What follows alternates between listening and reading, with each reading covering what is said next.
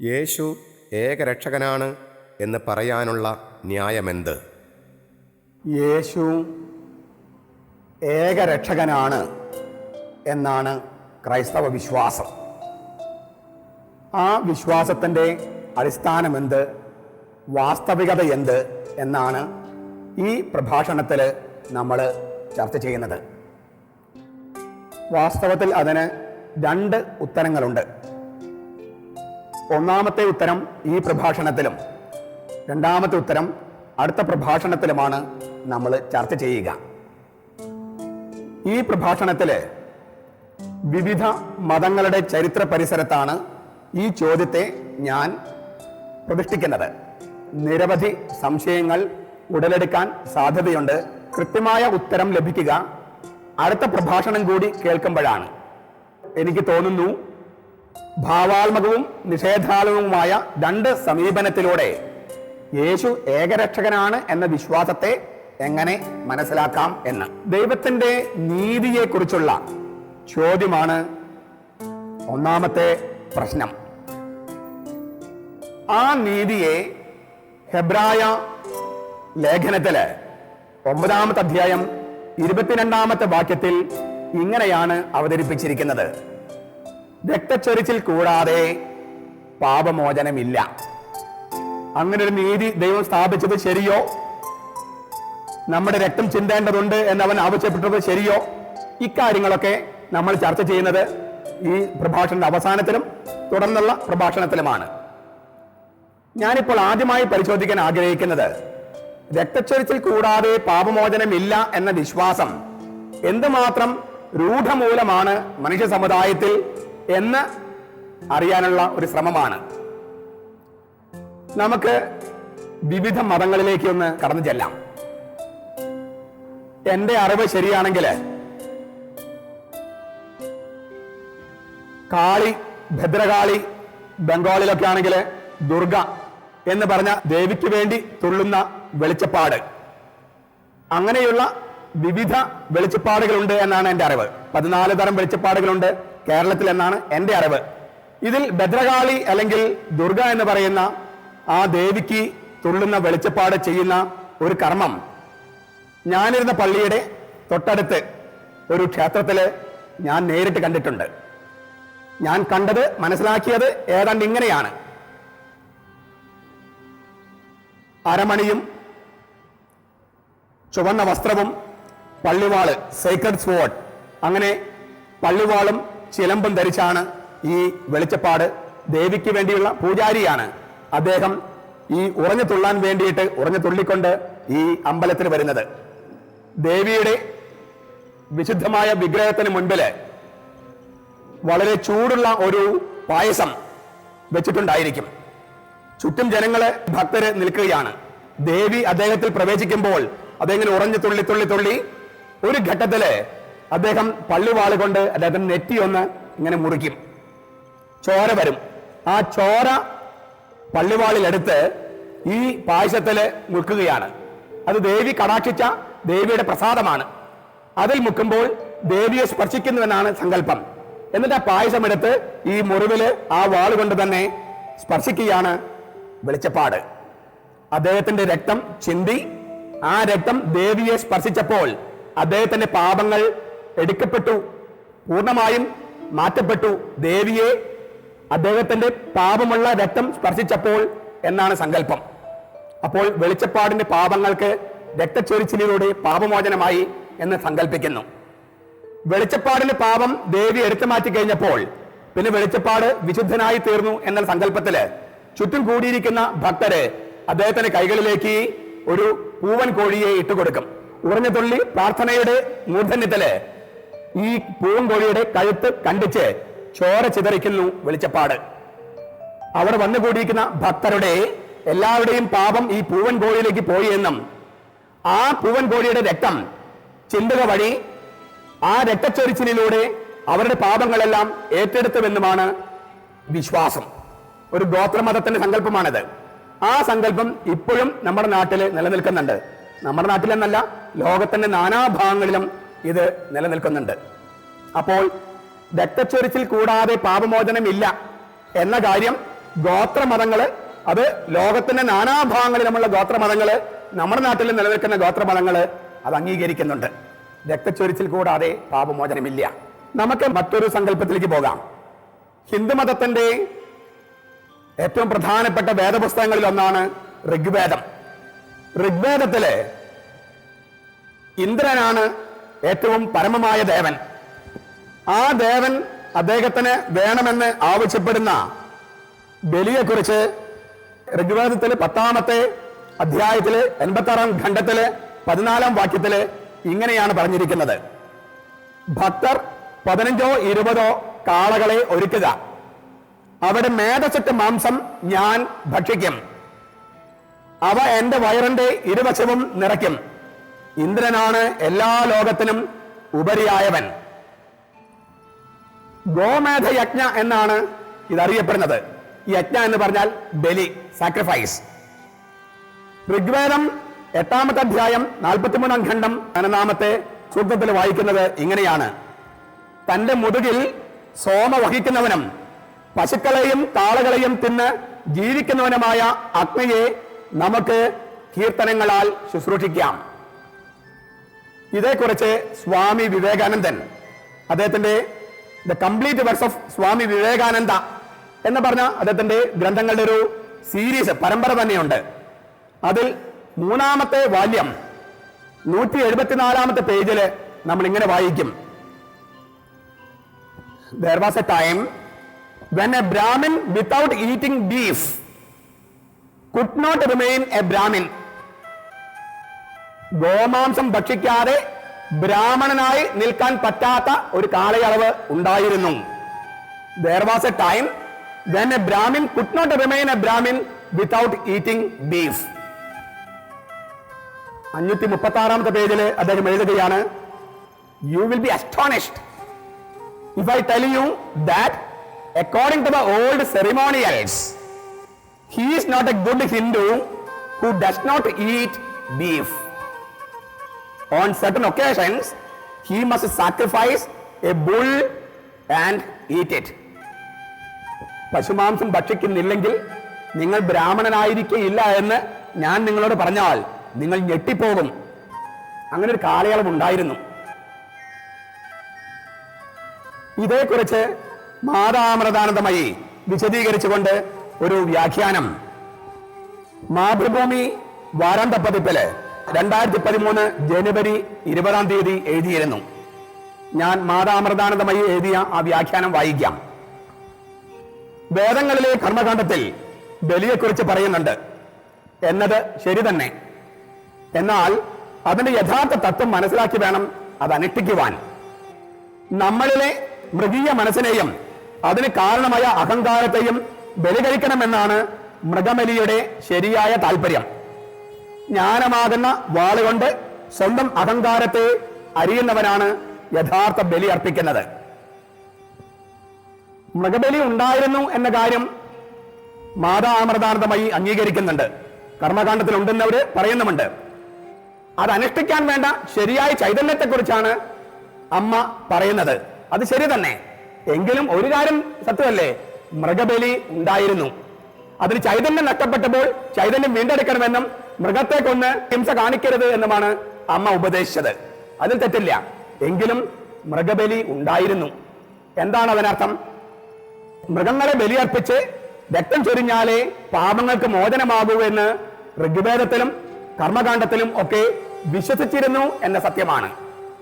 അതിനെ ആധുനിക കാലത്ത് ആത്മീയവൽക്കരിക്കേണ്ടതുണ്ട് എന്നാണ് മാതാ അമൃതാനന്ദമയി പറഞ്ഞതിന്റെ രക്തചുരുക്കം എന്നാണ് ഞാൻ മനസ്സിലാക്കുന്നത്. നമുക്ക് ഈ രക്തച്ചൊരിച്ചിൽ കൂടാതെ പാപമോചനമില്ല എന്നുള്ള വിശ്വാസം കുറച്ചുകൂടി വിശാലമായിട്ട് കാണാൻ നോക്കാം. 2002 നേപ്പാൾ രാജാവ് ജ്ഞാനേന്ദ്ര ഇന്ത്യ സന്ദർശിക്കുകയുണ്ടായി. നമ്മൾ ഓർക്കുന്നുണ്ടാകും, 2001 ആ കൊട്ടാരത്തില്, നേപ്പാൾ രാജയുടെ കൊട്ടാരത്തിലുണ്ടായിരുന്ന വളരെയധികം പേരെ കൂട്ടക്കുരുതി കഴിച്ച് കൊന്നുകളഞ്ഞത് 2001. പിന്നത്തെ വർഷമാണ് നേപ്പാൾ രാജാവ് ഇന്ത്യയിലേക്ക് വന്നത്. അദ്ദേഹം ഹിന്ദു രാജാവാണ്. അന്ന് അടൽ ബിഹാരി വാജ്പേയി ആണ് ഇന്ത്യൻ പ്രധാനമന്ത്രി. ഉയർന്ന ബ്രാഹ്മണനാണ് അദ്ദേഹം. നേപ്പാൾ രാജാവ് ആവശ്യപ്പെട്ടതനുസരിച്ച് പഞ്ചബലി അർപ്പിക്കാനായിട്ട് കേന്ദ്ര ഗവൺമെന്റാണ് ഈ നേപ്പാൾ രാജാവിന് മൃഗങ്ങളെ വിട്ടുകൊടുത്തത്. അതിന്റെ വാർത്ത പത്രങ്ങളിലൊക്കെ ഉണ്ടായിരുന്നു. ഞാൻ പറയുന്ന report times of India 2002 June 27 പ്രസിദ്ധീകരിച്ച റിപ്പോർട്ടാണ്. കാമയ്ക്ക എന്ന സ്ഥലത്തുള്ള കുന്നിന് മുകളിലെ തീർത്ഥകേന്ദ്രത്തിലാണ് നേപ്പാൾ രാജാവ് പഞ്ചബലി അർപ്പിച്ചത്. ഒരു പോത്ത്, ഒരു കോലാട്, ചെമ്മരിയാട്, പ്രാവ്, താറാവ്, ഇങ്ങനെ 5 തരം മൃഗങ്ങളെയാണ് പഞ്ചബലിക്കായി കൊടുത്തത്. 2001 കൊട്ടാരത്തിലുണ്ടായ 5 കൊലപാതകങ്ങൾക്ക് പരിഹാരമായിട്ടാണ് ഈ 5 മൃഗങ്ങളെ ബലി കൊടുത്ത് രക്തം ചിന്തി ആ രക്തച്ചൊരിച്ചിൽ കൂടി പാപമോചനം ഉണ്ടായി എന്ന് നേപ്പാളിലെ ഹിന്ദു രാജാവ് കണക്കാക്കിയത്. ഇത് 2002 സംഭവിച്ച സംഗതിയാണ് ഞാൻ പറയണേ. ജൂൺ 26 സംഭവിച്ചു. ജൂൺ 27 പത്രത്തിൽ വാർത്തയുണ്ടായിരുന്നു. 2009 ബീഹാർ, ഉത്തർപ്രദേശ് തുടങ്ങിയ സ്ഥലങ്ങളിൽ നിന്നും ധാരാളം പേര് നേപ്പാളിലേക്ക് പോയി. അവിടെ കാഠ്മണ്ഡുവിനടുത്തുള്ള ഗധിമായി എന്ന സ്ഥലത്ത് മൃഗബലി അർപ്പിക്കാനായിട്ട് 10,000-കണക്കിന് ആളുകളാണ് വന്നുകൂടിയത്. നേപ്പാൾ ഭരണകൂടം 15 ദശലക്ഷം നേപ്പാൾ രൂപയാണ് ബലി കഴിക്കാനുള്ള പന്തലിടാൻ വേണ്ടി മാത്രം ചെലവഴിച്ചത്. 10,000-കണക്കിന് ആളുകളാണ് ബീഹാർ, ഉത്തർപ്രദേശ് എന്നുള്ള ഇന്ത്യയിൽ നിന്നുള്ള ആളുകൾ നേപ്പാളിൽ പോയി മൃഗബലി അർപ്പിച്ചത്. അപ്പോൾ നമ്മളിൽ വലിയൊരു ശതമാനം വിശ്വസിക്കുന്നുണ്ട് രക്തച്ചൊരിച്ചിൽ കൂടാതെ പാപമോചനമില്ല എന്ന്. ഇത് കുറച്ചുകൂടി നമ്മുടെ രാഷ്ട്രീയമായിട്ട് ബന്ധപ്പെടുത്തി നമുക്കൊന്ന് പറയാം. 1990 LK അദ്വാനി രഥയാത്ര സംഘടിപ്പിച്ചത്. BJP പാർട്ടിയെ ഏറ്റവും ശക്തമായി വളർത്താനായിട്ടുണ്ടായ സാഹചര്യവും ഈ രഥയാത്രയായിരുന്നു. അദ്ദേഹം പിന്നീടും പല യാത്രകളും നടത്തിയിട്ടുണ്ട്. 2004 അദ്ദേഹം നടത്തിയ ഭാരത യാത്രയുടെ പേര് ഭാരത് ഉദയ് യാത്ര എന്നായിരുന്നു. ഛത്തീസ്ഗഡിലുള്ള ഒരു മന്ത്രിയുടെ പേര് ദിലീപ് സിംഗ് ജുഡേയോ. അദ്ദേഹത്തിന്റെ സ്വരാജ് മസ്ത എന്നുള്ള ഒരു വണ്ടിയാണ് രഥമായിട്ട് രൂപാന്തരപ്പെടുത്തിയത്. നമുക്കറിയാലോ, ഒരു വലിയ രാഷ്ട്രീയ നേതാവ് ഭാരതം മുഴുവൻ പര്യടനം നടത്തുമ്പോൾ അദ്ദേഹത്തിന് വേണ്ട ബേസിക്കായുള്ള എല്ലാ സൗകര്യങ്ങളും ആ ബസ്സിനുണ്ടാകണം. അപ്പൊ അത് വളരെ മാന്യമായിട്ട് തന്നെ, നല്ല രീതിയിൽ തന്നെ അത് സംവിധാനം ചെയ്യേണ്ടതുണ്ട്. അപ്പോൾ ഇങ്ങനെ ഒരു ബസ്സാണ് ഇങ്ങനെ രഥമായിട്ട് കൺവേർട്ട് ചെയ്തത്. എന്നാൽ ദൗർഭാഗ്യവശാൽ ഈ യാത്ര ആരംഭിക്കുന്നതിന് മുൻപ് ഈ ബസ്സും ഉൾപ്പെട്ട ഒരു അഴിമതി കേസ് പുറത്തു വന്നു. സ്വാഭാവികമായും ഈ ബസ് ശുദ്ധമാണോ, രാമന്റെ രഥമായിട്ട് ഉപയോഗിക്കാൻ ശുദ്ധമാണോ എന്ന സംശയം വന്നു. അപ്പോൾ ഈ മന്ത്രി എന്താണ് ചെയ്തത്? അദ്ദേഹം 101 തേങ്ങ ഉടക്കിയാണ് ഗുജറാത്തിലെ ഒരു അമ്പലത്തില്, നമ്മുടെ അമ്പലങ്ങളിലെല്ലാം തേങ്ങ ഉടയ്ക്കുന്ന ഒരു കർമ്മമുണ്ട്. അതിന്റെ അർത്ഥം വളരെ നല്ല അർത്ഥമാണ്. തേങ്ങ എന്ന് പറയുന്നത് നമ്മുടെ തല പോലെ ഇരിക്കും. നമ്മുടെ തലയുടെ പ്രതീകമാണ് തേങ്ങ. ഈ ഹെൽമെറ്റിന്റെ ഒക്കെ പരസ്യം കൊടുക്കുന്നത് അല്ലേ, തേങ്ങ ഇല്ലേ, അങ്ങനെ കൊടുക്കുന്നത്. അത് പൊട്ടിപ്പോകാതെ നമ്മുടെ തല തന്നെയാണ് പ്രശ്നം. തലയുടെ പ്രശ്നം എന്താണ്? അഹങ്കാരം, ഞാനാണെല്ലാം. ആ തല, അഹം എന്ന് പറയുന്ന അഹങ്കാരത്തിന്റെ തലയാണ് ദേവിയുടെ മുമ്പിൽ നമ്മൾ എന്താണ്? ഒന്നുമല്ല. അപ്പൊ നമ്മുടെ തലയെ ദേവിയുടെ മുമ്പിൽ ഉടച്ചു കളയുന്നതാണ് തേങ്ങ ഉടയ്ക്കുന്നതിന്റെ ആത്മീയത. അപ്പോ ഞാൻ എന്തൊക്കെയോ ആണെന്ന് വിചാരിച്ചിട്ടാണല്ലോ ഈ അഴിമതിയെല്ലാം ചെയ്യുന്നത്. ആ അഹങ്കാരത്തെ 101 തേങ്ങ ഉടച്ച് ദേവിയുടെ മുമ്പിൽ ഉടച്ച് ഞാൻ അഹങ്കരിക്കാൻ ഒന്നുമില്ല, പാപിയാണ് എന്ന് ഏറ്റുപറയുകയാണ് ഈ തേങ്ങ ഉടച്ചുകൊണ്ട് മന്ത്രി ചെയ്തത്. അദ്ദേഹം പിന്നെ ഒരു കാര്യം കൂടി ചെയ്തു. 2 കുഞ്ഞാടിനെ, കോലാട്ടിൻകുട്ടിയെ അമ്പലത്തിൽ കൊണ്ടുപോയി അതിനെ ബലിയർപ്പിച്ച് അതിന് ചോരയെടുത്തു. ആ ചോരയും ഈ തേങ്ങ ഉടച്ചതിൽ കുറച്ച് വെള്ളവും, ഈ വെള്ളവും ചോരയും മിക്സ് ചെയ്തു. ഇത് കേൾക്കുമ്പോൾ ക്രിസ്ത്യാനികൾ വിചാരിക്കരുത്, മണ്ടത്തരമാണെന്ന് വിചാരിക്കരുത്. ഇങ്ങനൊരു മിക്സിംഗ് കുർബാനയ്ക്കിടയിൽ നടക്കുന്നില്ലേ? വെള്ളവും വീഞ്ഞും കൂട്ടിക്കലർത്തുന്നില്ലേ? വെള്ളം മനുഷ്യന്റെ ബലഹീനതയുടെ പ്രതീകം, വീഞ്ഞ് ദൈവത്തിന്റെ ജീവന്റെ പ്രതീകം. നമ്മുടെ ചെറിയ ആ മനുഷ്യത്വം ദൈവത്തിന്റെ ജീവനിലേക്ക് മിക്സ് ചെയ്യുന്നതാണ് ആ കർമ്മം. ഇതുപോലെ ഹിന്ദുമതത്തിനും ഒരു വിശ്വാസമുണ്ട്.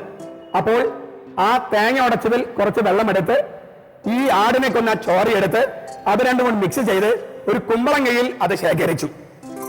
എന്നിട്ട് ഒരു ചെറുനാരങ്ങ അതുകൂടി വെച്ച് ആ കുമ്പളങ്ങ, അതിലെ രക്തം, അതിലെ തേങ്ങയുടെ വെള്ളം, ഇതെല്ലാം ഈ വണ്ടിയുടെ ചക്രത്തിന് താഴെ വെച്ച് ആ വണ്ടി കുമ്പളങ്ങയുടെ മേലെ കൂടി ഓടിച്ചു.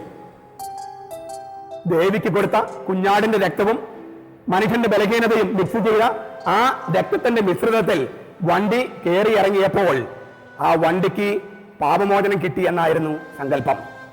ഇത് ഇന്ത്യൻ എക്സ്പ്രസ്സില് 2004 മാർച്ച് 4-ാം തീയതി പത്രവാർത്ത ഉണ്ടായിരുന്നു. എന്റെ ചോദ്യം ഇതാണ്, രക്തച്ചൊരിച്ചിൽ കൂടാതെ പാപമോചനമില്ല എന്ന വിശ്വാസമല്ലേ ഇതും പങ്കുവെക്കുന്നത്? അതേ എന്നാണ് 2004 സംഭവിച്ച കാര്യം ഞാൻ പറഞ്ഞേ. 2002, 2009, 2004 ഇതൊക്കെ നമ്മുടെ അടുത്ത കാലത്ത്, പഴയ കാലത്ത് ഋഗ്വേദത്തിലും കർമ്മകാണ്ഡത്തിലും മാത്രമുണ്ടായ സംഗതികളല്ല. നമ്മുടെ കാലയളവിൽ നമ്മുടെ ചുറ്റുവട്ടത്ത് ഞാൻ പറഞ്ഞ ഈ മനുഷ്യരൊക്കെ ജീവിച്ചിരിപ്പുണ്ട്. അപ്പൊ നമ്മുടെ നാട്ടിലൊക്കെ ഈ വിശ്വാസം വളരെ രൂഢമൂലമാണ്. നമ്മുടെ നാട്ടിൽ മാത്രമല്ല, നിങ്ങൾ ജർമ്മനിയിൽ പോയാൽ ഹിറ്റ്ലറിന്റെ പാർട്ടി ഉണ്ടായിരുന്നല്ലോ, നാസികള് ഇപ്പോഴും രക്തം വെച്ച് ആരാധിക്കുന്നവരാണ്. അവര് ഹിംസയിൽ വിശ്വസിക്കുന്നവരുമാണ്. രക്തം കൊണ്ടേ മോചനമാകൂ എന്ന് വിശ്വസിക്കുന്നവരാണ്. കമ്മ്യൂണിസ്റ്റ് പ്രത്യയ ശാസ്ത്രത്തിലും അങ്ങനെ ചിന്തയുണ്ട്. മനുഷ്യനെ കൊന്ന് സ്വാതന്ത്ര്യം കൊണ്ടുവരണം, മോചനം കൊണ്ടുവരണം എന്ന വിശ്വാസമുണ്ട്. മനുഷ്യക്കുരുതിയൊക്കെ നിർത്തലാക്കി എന്ന് പറഞ്ഞാലും ഇതൊക്കെ നമ്മുടെ നാട്ടില് ഈ ഹിംസയ്ക്കെല്ലാം പുറകില് ഇങ്ങനെ ചില തത്വചിന്തകള് നിലനിൽക്കുന്നുണ്ട്. ഇസ്ലാമില് നമ്മള് ഗോത്രമതം നോക്കി, ഹിന്ദുമതം നോക്കി, ഇസ്ലാമിലേക്ക് വരിക. ഇസ്ലാമില് 2 പ്രധാനപ്പെട്ട കർമ്മമുണ്ട്. ഒന്നിനെ കുറിച്ച് അഭിപ്രായ വ്യത്യാസമുണ്ട്, മറ്റൊന്നിനെ കുറിച്ച് അഭിപ്രായ വ്യത്യാസം ഇല്ല. റമദാനെ കുറിച്ചുള്ള പഴയ വ്യാഖ്യാനങ്ങൾ നോക്കിയാല്, റംസാൻ പഴയ വ്യാഖ്യാനങ്ങൾ, ഇപ്പൊ ലേറ്റസ്റ്റ് വ്യാഖ്യാനങ്ങൾ അത് കാണുന്നില്ല. പഴയ വ്യാഖ്യാനം നോക്കിയാൽ 1 മാസത്തെ തപസ്സും ഉപവാസവും കൊണ്ട് ഇസ്ലാം വിശ്വാസികളുടെ ആ പാപമെല്ലാം ഒരു ആട്ടിൻകുട്ടിലേക്ക് പോകുന്നുവെന്നും 1 മാസത്തെ തപസ്സും ഉപവാസവും പ്രാർത്ഥനയും കൊണ്ട് പാപമെല്ലാം ഏറ്റെടുത്ത ഓഫ്ലോഡ് എന്ന് പറയാ അല്ലേ, ആവാഹിച്ച കുഞ്ഞാടിനെ മെക്കയിലേക്ക് തിരിച്ചു നിർത്തി, ഒരു ഡോക്ടർമാരുടെ കത്ത് പോലത്തെ ഒരു കത്തിയാണ്, ഓപ്പറേഷൻ ഉപയോഗിക്കുന്ന കത്ത് പോലെ ഒരു പ്രാർത്ഥന ചൊല്ലിക്കൊണ്ട് ഒറ്റ ചേന്തന് ആ കുഞ്ഞാടിന്റെ കഴുത്ത് കണ്ടിക്കുമ്പോൾ ചോര ചിതറുന്നുവെന്നും പാപത്തിന് പരിഹാരമാകുന്നുവെന്നോ ആണ് മുൻപ് റംസാനെ കുറിച്ചുള്ള വ്യാഖ്യാനം. ഇസ്ലാമില് നിഷേധിക്കാൻ പറ്റാത്ത ഒരു കർമ്മമുണ്ട്, ഹജ്ജിന് പോകുന്ന എല്ലാവരും അനുഷ്ഠിക്കേണ്ട കർമ്മം. ആ ഫീസ്റ്റിന്റെ പേര് Eid al Adha, festival of the sacrifice എന്നാണ്. അബ്രാഹം ഇസ്ലാമിന്റെ വിശ്വാസം അനുസരിച്ച് ഇസ്മായേലിനെ, ഇസഹാക്കിനെ എന്നല്ല ഇസ്മായേലിനെ എന്നാണ്. ഖുറാനിൽ അങ്ങനെ ഇസ്മായേൽ എന്ന പേരില്ലെങ്കിലും അവന്റെ മകൻ, നിന്റെ മകൻ, നിന്റെ മകൻ എന്നുള്ളത് ഇസ്മായേലാണ്, ഇസഹാക്കല്ല എന്നാണ് മുസ്ലിം വിശ്വാസികൾ വ്യാഖ്യാനിക്കുന്നത്. ഇസ്മായിൽ എന്ന വാക്ക് ഖുറാനിൽ അവിടെ കാണില്ല. അവന്റെ മകൻ, അവന്റെ മകൻ എന്നേ ഉള്ളൂ. ആ അവന്റെ മകൻ എന്ന് പറയുന്നത് ഇസ്മായേലാണ്, ഇസഹാക്കല്ല എന്ന വ്യാഖ്യാനം ശരിയായിരിക്കാം. ആ ഇസ്ലാമിക വിശ്വാസം ശരിയായിരിക്കാം. ഏതായാലും അത് അനുസ്മരിച്ചുകൊണ്ട് അവരനുഷ്ഠിക്കേണ്ട കർമ്മമാണ് festival of the sacrifice, Eid al Adha. എന്താണ് ചെയ്യുക? ഒരു ആടിനെയോ ഒട്ടകത്തെയോ ആണ് ഇതുപോലെ ബലിയർപ്പിക്കേണ്ടത്. അപ്പോഴും ബേസിക്കായുള്ള ചിന്ത പാപങ്ങൾക്ക് പരിഹാരം ചെയ്യാൻ രക്തം ചിന്തണം എന്നുള്ള സങ്കല്പം തന്നെയാണ്. ഗോത്രമതം, ഹിന്ദുമതം, ഇസ്ലാം. ഇനി നമുക്ക് കർത്താവിന്റെ യേശുക്രിസ്തുവിന്റെ മതമായ യഹൂദ മതത്തിലേക്ക് പോകാം. യഹൂദ മതത്തിലും ഈ ചിന്ത വളരെ ശക്തമായിരുന്നു. യഹൂദ മതത്തിലെ ഏറ്റവും പ്രധാനപ്പെട്ട ഒരു തിരുനാളിന്റെ പേരാണ് യോം കിപ്പുരിം. കിപ്പുർ എന്ന വാക്കിനർത്ഥം പരിഹാരം, പാവപരിഹാരം.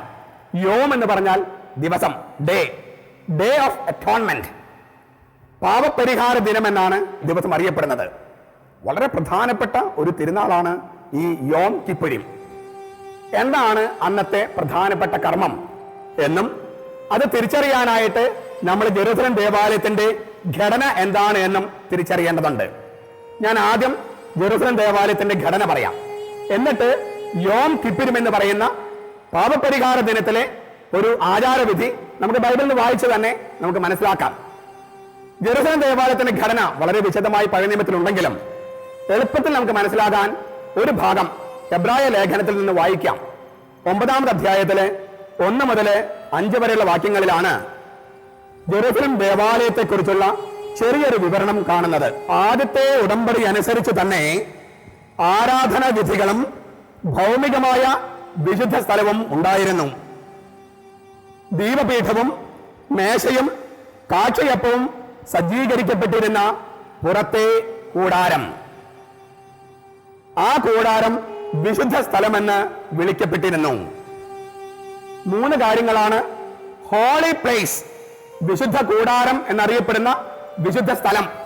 അതിന് 3 സംഗതികളാണ് ആ വിശുദ്ധ സ്ഥലത്ത്, വിശുദ്ധ കൂടാരത്തില് ഉണ്ടായിരുന്നത്. ജെറൂസലം ദേവാലയത്തില് ഒന്നാമത്തെ വിരിക്ക് പുറകിലുള്ള സ്ഥലം, അതാണ് ഹോളി പ്ലേസ്, വിശുദ്ധ സ്ഥലം എന്നറിയപ്പെടുന്ന കൂടാരം. അതിനകത്തുള്ളത് എന്തൊക്കെയാണ്? 3 കാര്യങ്ങള്. ഒരു ദീപപീഠം, 7 തിരികൾ കത്തിക്കാവുന്ന ഒരു ദീപപീഠം, ഒരു മേശ, ആ മേശയില് കാഴ്ചയപ്പം. ദാവീദും അനുജന്മാരും തങ്ങൾക്ക് അനുവാദമില്ലാത്ത കാഴ്ചയപ്പം ഭക്ഷിച്ചത് എങ്ങനെ എന്ന് യേശു ചോദിക്കുന്ന ഒരു സംഭവം നമ്മൾ പുതിയ നിയമത്തിൽ വായിക്കുന്നുണ്ട്.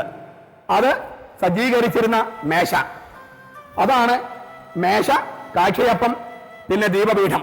ഇത്രയും സംഗതികളാണ് വിശുദ്ധ സ്ഥലത്തുള്ളത്. അതിന് പുറകില് മറ്റൊരു വിരി, 2ാമത്തെ വിരി. നമ്മുടെ ഇപ്പോഴത്തെ പള്ളികളിലെല്ലാം അങ്ങനെ കാണാം. ഇപ്പൊ സീറോ മലബാർ സഭയുടെ ചങ്ങനാശ്ശേരി സ്ഥലത്തുള്ള ആ പള്ളികളിലൊക്കെ ഒരു വിരി, പിന്നെ മറ്റൊരു വിരി കാണാം. നമ്മുടെ നാട്ടിലൊക്കെ 2ാമത്തെ വിരി ഇപ്പോഴും ഉണ്ട്, സക്രാരിയുടെ മുമ്പിൽ മറച്ചിരിക്കുന്ന 2ാമത്തെ വിരി. അതെല്ലാം വരുന്നത് ജെറൂസലം ദേവാലയത്തിന്റെ ഘടനയിൽ നിന്നാണ്. ഈ 2ാമത്തെ വിരിക്കുള്ളിലുള്ള സ്ഥലത്തെ പറയുന്ന പേരാണ് അതിവിശുദ്ധ സ്ഥലം, ഹോളി ഓഫ് ഹോളീസ്. എന്താണ് അവിടെയുള്ളത്? 2ാം വിരിക്കുള്ളിലുള്ള കൂടാരം അതിവിശുദ്ധ സ്ഥലം എന്ന് വിളിക്കപ്പെടുന്നു.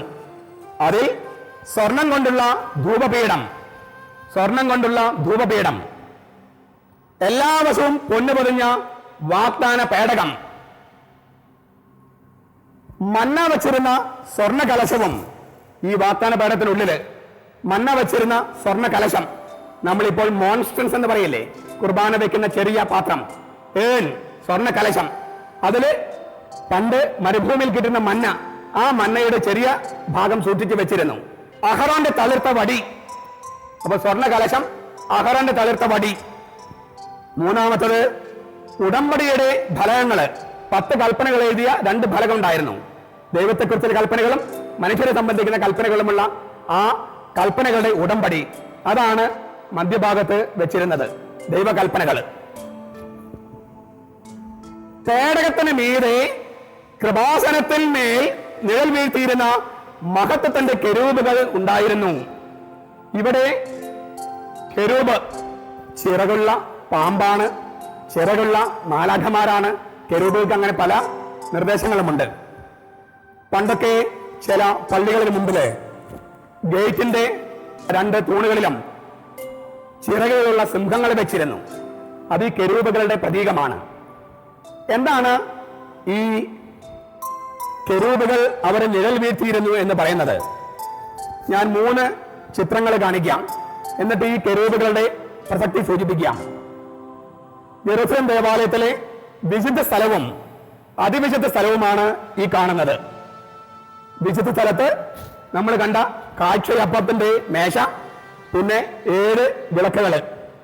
ഇത് 2ാമത്തെ വിരി.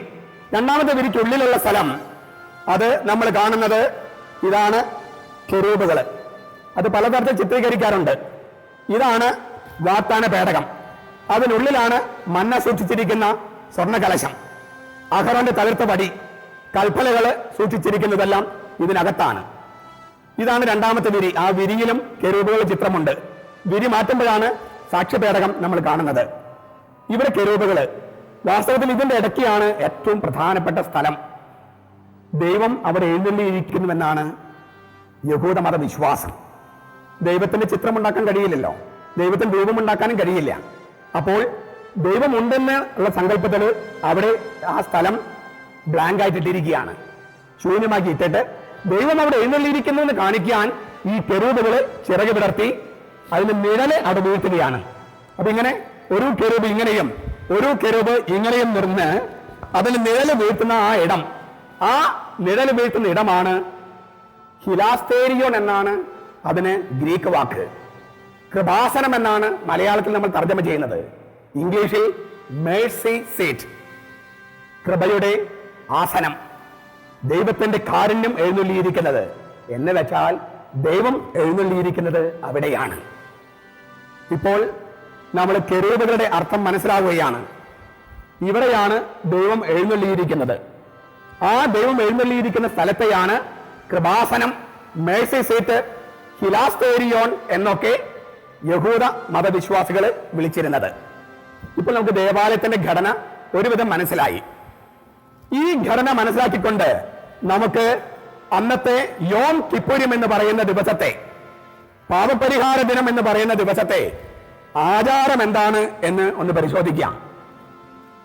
വിശദമായ വ്യാഖ്യാനം നിങ്ങൾക്ക് നേരിട്ട് വായിക്കാം.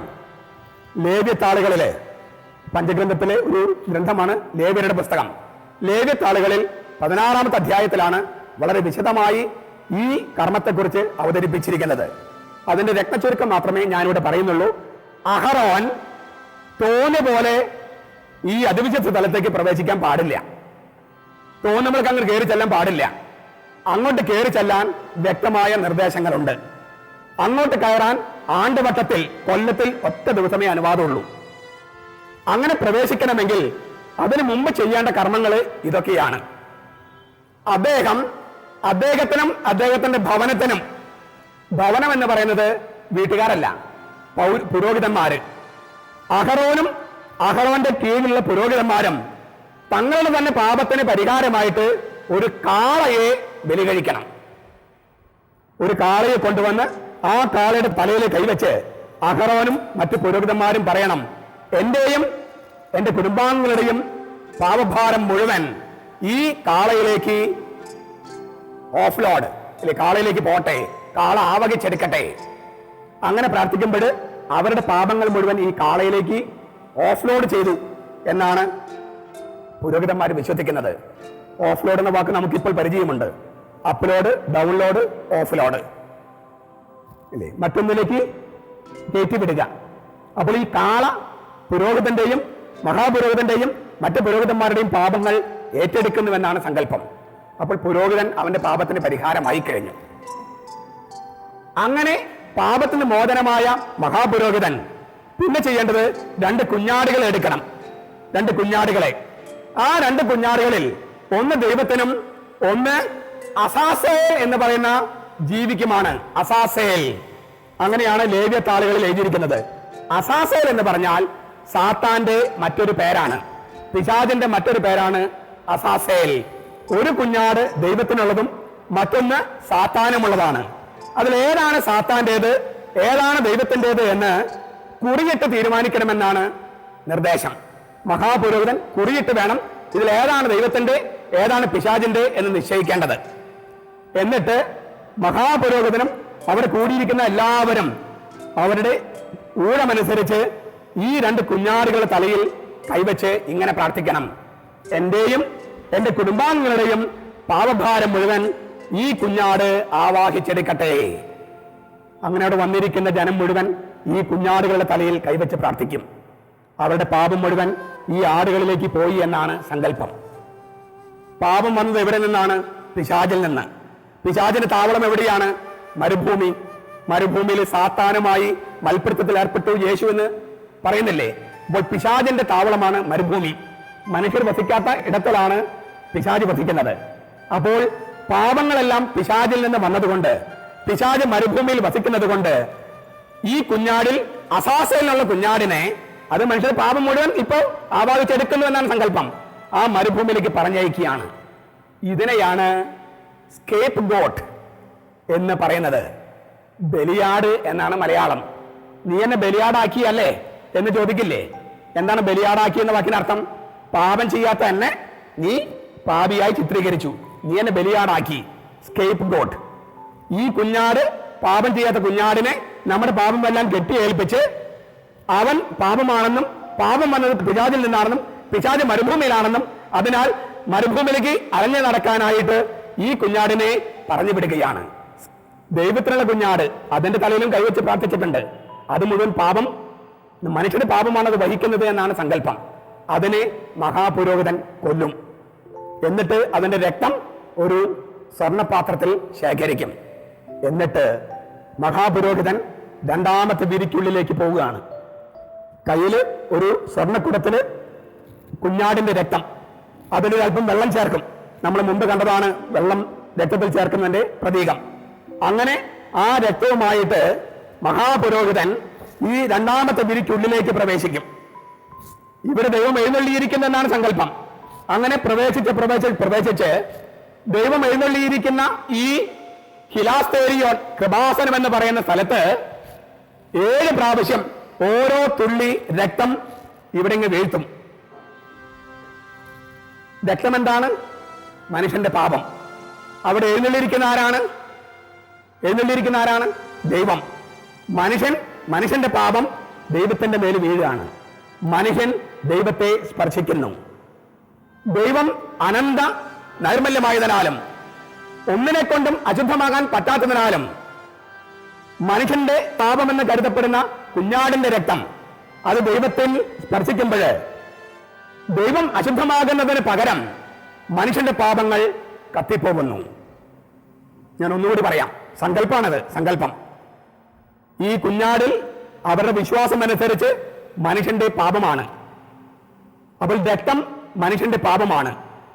ആ രക്തവുമായിട്ട് മനുഷ്യന്റെ പാപവുമായിട്ട് മഹാപുരോഹിതൻ ദൈവത്തിന്റെ സന്നിധിയിലേക്ക് പ്രവേശിക്കുന്നു. എന്നിട്ട് ദൈവം എഴുന്നള്ളിയിരിക്കുന്ന ആ കൃപാസനത്തില്, അത് ദൈവമാണ്, ആ ദൈവത്തിന്റെ മേല് 7 പ്രാവശ്യം 7 തുള്ളി, ഓരോ തുള്ളി ആ രക്തം മനുഷ്യന്റെ പാപം വീഴിക്കുന്നു. അപ്പോൾ മനുഷ്യന്റെ പാപം കത്തിപ്പോകുന്നു.